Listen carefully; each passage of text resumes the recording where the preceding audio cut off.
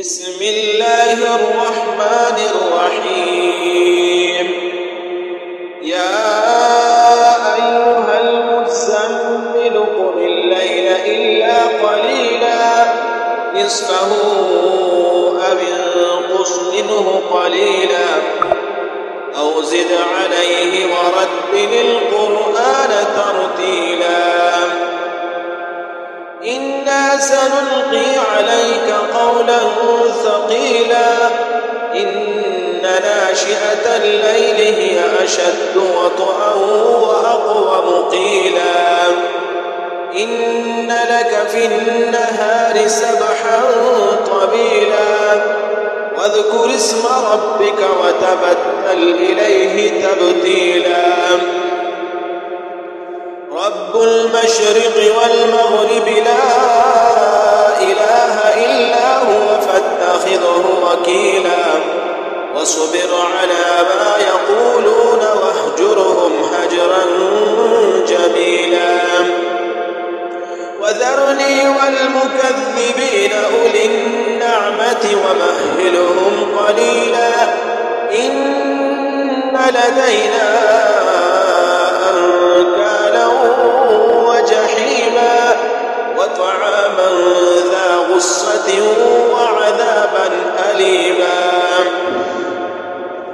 يوم ترجف الأرض والجبال وكانت الجبال كثيبا مهيلا إنا أرسلنا إليكم رسولا شاهدا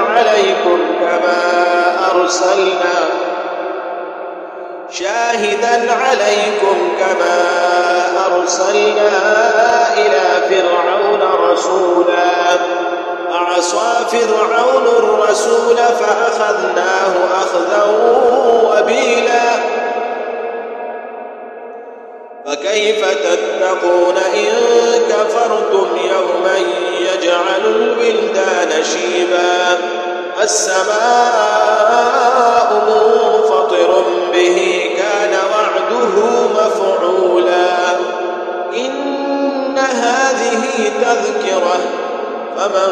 شاء اتخذ إلى ربه سبيلا إن ربك يعلم أنك تقوم أدنى من ثلثي الليل ونصفه وثلثه وطائفة من الذين معك والله يقدر الليل والنهار علم أن لن تحصوه فتاب عليكم فاقرؤوا ما تيسر من القرآن علم أن سيكون منكم مرضى وآخرون